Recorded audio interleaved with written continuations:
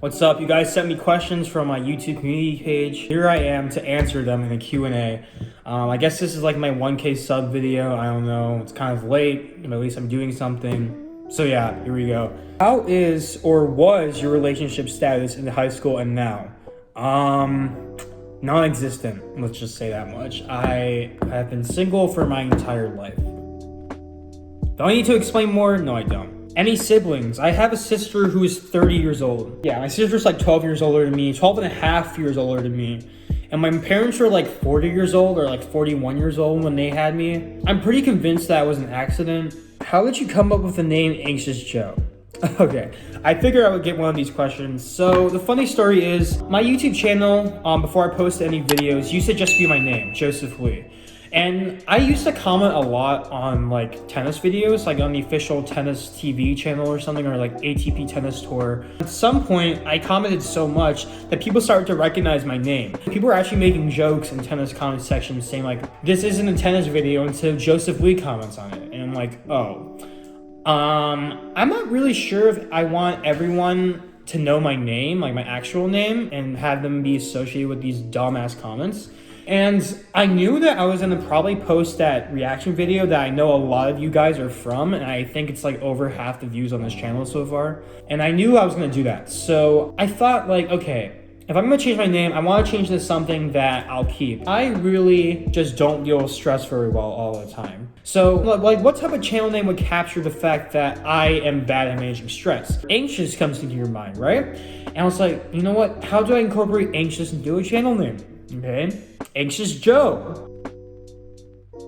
Why are you so hot? Because the human body temperature on average is about 98.6 degrees. And I think 98.6 degrees Fahrenheit is pretty hot. So that's why I'm so hot. How did you manage to maintain good academics and still succeed at tennis? I'm a competitive tennis player as well. I got a lot of other questions like this, like how did you manage your time of playing tennis? Like how did you manage all those AP courses? How did you get through high school, basically? And the truth is, I didn't do it well. If you ask anyone who knows me, I was like infamous for having a really bad sleep schedule. Like some days I'd go home, I'd take a nap for like 3 hours, and I'd stay up until like 3 a.m. and didn't sleep for another 4 hours until I went to school. I think on average, I slept for probably less than 7 hours throughout high school, which is really bad. I was just actually not good at managing my time. And, you know, if you ask me like, how did I manage it? I didn't manage my time. I didn't do it well. And that's something I gotta really learn how to do during college, because I know it's gonna be 10 times worse, but I guess you live and you learn. And yeah, so if you wanna ask me for time management tips, that's not a good idea because I don't know how to do it either. Chipotle or halal, guys? Chipotle. If you say otherwise, you're just wrong. What's your secret to youth? Like, how are you looking the same since 10th grade? You know, being chubby really helps with like not looking old, I guess. I don't know. I guess my secret to anti-aging is being chubby. I bet like when I'm 50 years old, I'm gonna look like I'm 30 or something, which is not a bad thing. But right now, you guys keep calling me a fucking baby, which is annoying. Fuck you guys. What do you think was the biggest factor / reason why you were accepted into MIT? Your grades, extracurriculars, sports, etc. Like I said in like the stats video that I posted, I think the biggest reason that I got in was the fact that I was a tennis recruit.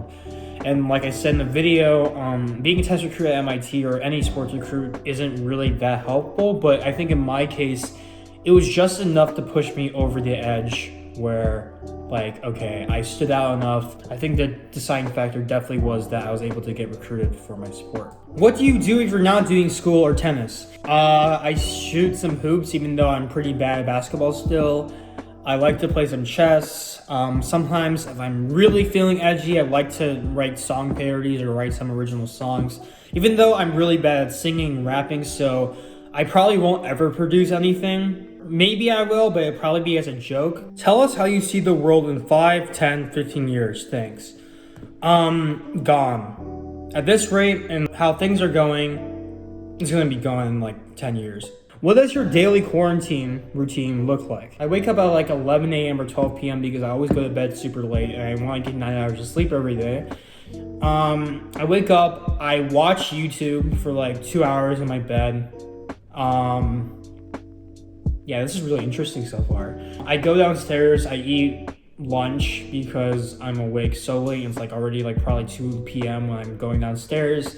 I watch more YouTube. I probably might play Minecraft like online with some friends. Maybe I'll meet up with some of them with social distancing. You guys should probably follow that. The curve is looking scary right now.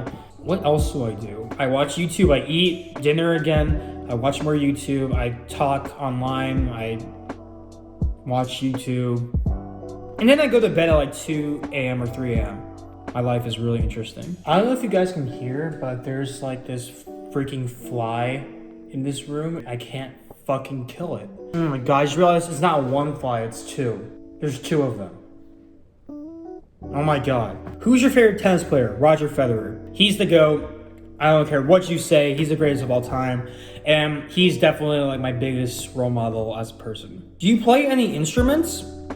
Only your mom. What do you have planned for your future? Are you gonna travel somewhere else, career path, etc.? I honestly have no idea where I'm headed. I don't even know what I want to major in. These people who already like figure out they want to go into med school and stuff, I'm just like, how do you know that? You're like 18 years old. How do you already know like everything you want to do with your life?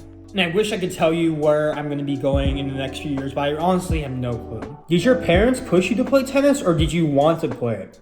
You see, that's actually a really good question. I think a lot of people, like, especially after they meet me and I talk a lot about my parents pushing me to do stuff, they think that my parents pushed me to play tennis.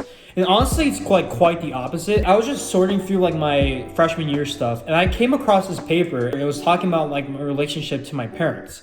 And it was really bad, I think, between like middle school and the first few years of high school. I think I had a pretty rocky relationship with my parents. It's gotten a lot better since then, but especially then, we disagreed on a lot of things. And the biggest thing that we used to argue about a lot was like how much I should play tennis. I really love tennis. And I say that, and honestly, like, it's not a joke. I'm not like putting on a facade or anything. Like, tennis is the biggest passion I have in my life right now.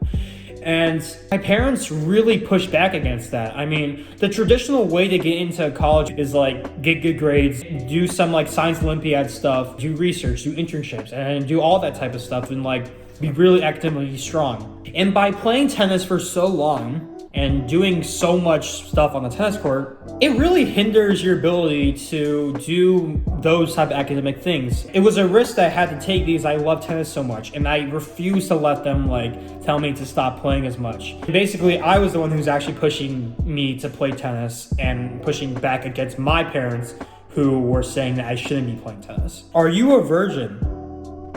Yes.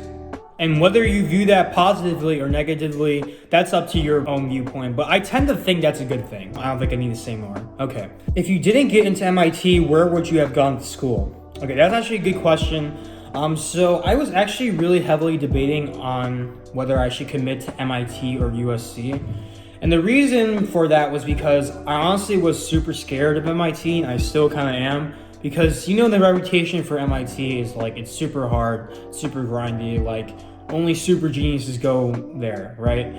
And I've never considered myself like a super genius. Like, I know I work hard, I know like I've been gifted with like a pretty smart brain or whatever, but I've never considered myself someone who is like at the top of the pack like that. Like, that is insane.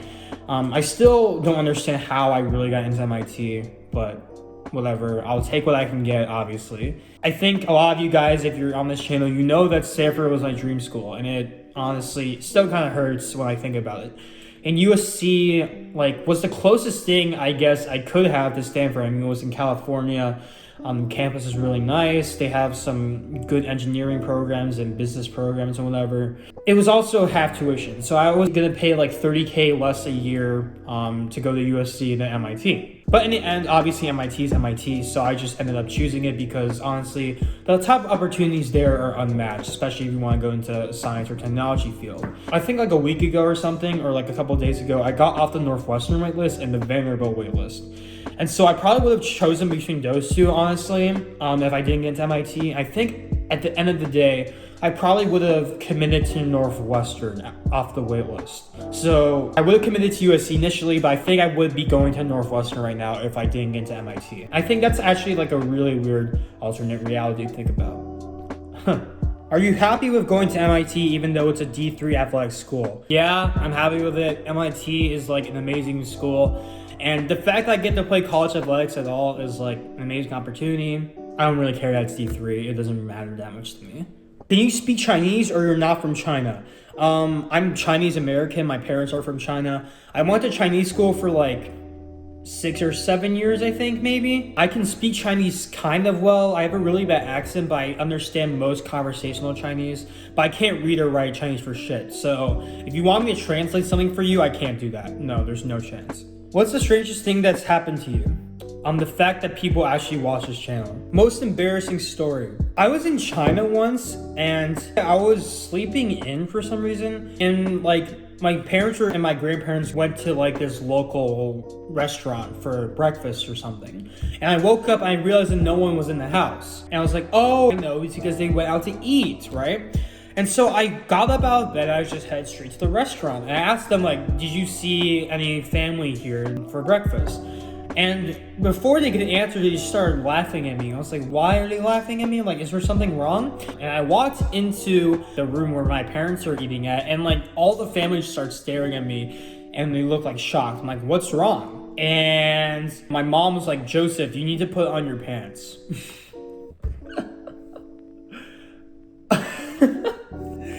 And I was like, oh, I'm still in my underwear. I was in my underwear and I went into the restaurant. That was cool. And by the way, I was like 6 years old, so don't worry. It wasn't as bad as if like I was actually like a teenager and that happened. Do you do a skincare routine? I don't know if like you're referring to the fact that I look like a baby again, but I don't. I used to like sophomore year when I had like pretty bad acne. But now I just gave up because I don't really have acne anymore. It'll permanently look like I'm like 8 years old, I feel like. Tennis or basketball? I'm a lot better at tennis. I started playing basketball like 13 months ago, so I'm like still pretty ass. But in terms of watching, I feel like I'm honestly more entertained by basketball now as a spectator, but as a player, I'm definitely still much more interested in tennis because I'm just better at it. Musically or TikTok? Neither. What the fuck? I don't understand what the appeal is to those websites, but like, just no, neither. Who's your favorite YouTuber? Okay, so I think my favorite YouTuber right now has to be this guy called Captain Sinbad. I just discovered him, but he's like this productivity YouTuber. He does a lot of like funny skits, but also serious videos. Something that I'm trying to do on here, I guess. He balances a lot of humor and education, all that type of stuff. You should probably go check him out. He's great. I have to give a shout out to someone who definitely inspired me in part to make this channel, Arpi Park. If you guys don't know him, which I doubt if you're watching this type of channel, he's basically like this college YouTuber. He's very funny. He kind of like breaks the mold for like a traditional college YouTuber in the fact that he doesn't always talk about college, and he really doesn't take himself seriously like other YouTubers that are doing this type of stuff. A fun fact about me and him is that we actually went to the same high school, and I actually was in the same, I think, calculus VC class as he was 2 years ago. And the fact is like, I honestly had no idea who he was. I knew of him, but I never really knew him. He's a legend at our school now, obviously, because of his YouTube channel. And obviously, when someone goes to your school and he produces content that you would one day like to make something similar to, it's hard not to give him credit for that. So, thanks, RP. And if you're wondering, I'm definitely not like RP because first of all, he's like 10 times more funny than me.